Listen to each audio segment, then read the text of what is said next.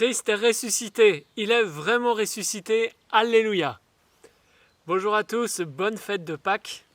J'espère que vous êtes dans la joie ce matin, que la paix du Christ habite en vos cœurs et que vous êtes prêts pour passer un temps pascal de feu à attendre l'Esprit Saint qui nous sera donné en abondance à la Pentecôte.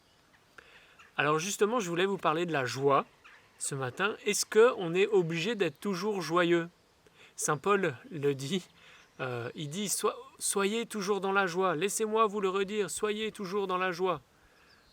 Si c'était si facile, ça se saurait. C'est pas si simple d'être toujours joyeux. Alors comment faire ? Et puis est-ce qu'on est obligé d'être toujours joyeux ?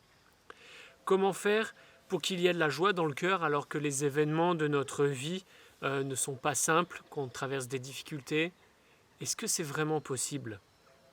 Alors la joie de Pâques que nous célébrons aujourd'hui va venir éclairer ce qu'est la joie chrétienne, ce que c'est que d'être joyeux quand on est chrétien. La première chose peut-être qu'on peut dire c'est que la joie de Pâques, c'est une joie par contraste avec ce qui s'est passé avant. On voit les apôtres, ils étaient dans l'affliction, dans la tristesse, ils se cachaient, ils ont vécu quelque chose de difficile. L'absence de Jésus était éprouvante aussi. Et bien de l'absence, ils vont découvrir la présence de Jésus auprès d'eux.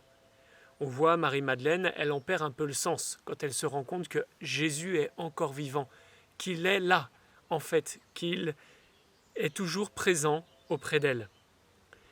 Il y a l'absence et la présence, il y a aussi la souffrance, la mort, et le passage à la vie. Voilà ce qui donne de la joie, la vie. La souffrance que Jésus a vécue n'était pas un anéantissement, mais une offrande. La souffrance, elle n'a de valeur salvifique vraiment pleine et entière que grâce à la résurrection, parce que la souffrance elle-même ne cause ni joie, ni paix. La souffrance, c'est mal. Et c'est grâce à la résurrection que cette souffrance va pouvoir prendre toute sa dimension de joie, de chemin vers la joie et vers la paix.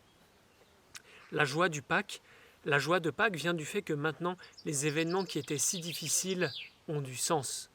La mort est vaincue. La présence de Jésus vient vaincre le mal.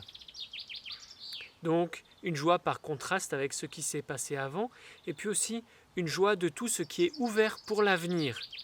Alors que tout semblait perdu, que les événements avait semblé marquer la fin de toute cette aventure des apôtres avec Jésus, eh bien les événements prennent un tour inattendu. Il y a maintenant une réalisation des promesses de Dieu. Les apôtres en prennent conscience. Dieu ne les a pas abandonnés. Il y a quelque chose de nouveau.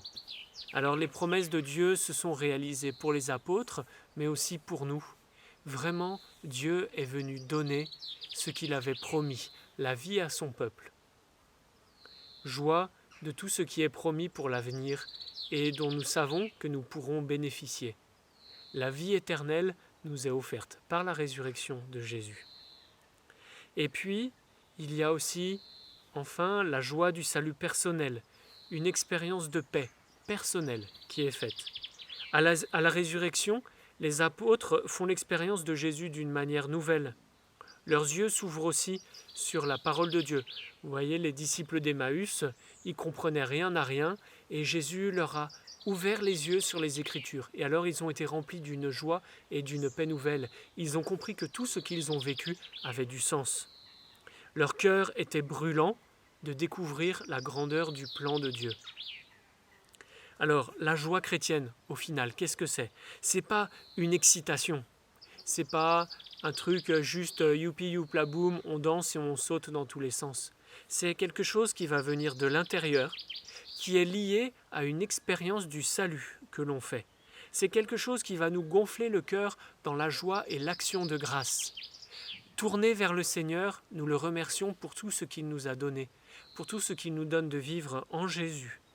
Nous avons une espérance parce que nous sommes appelés à vivre ce passage de la mort et de la mort à la vie en Jésus. Voilà ce qui nous donne de la joie.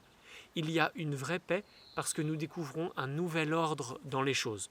Alors, dans cette joie du temps pascal, découvrons toutes choses avec un regard neuf. Nous aurons alors beaucoup de joie.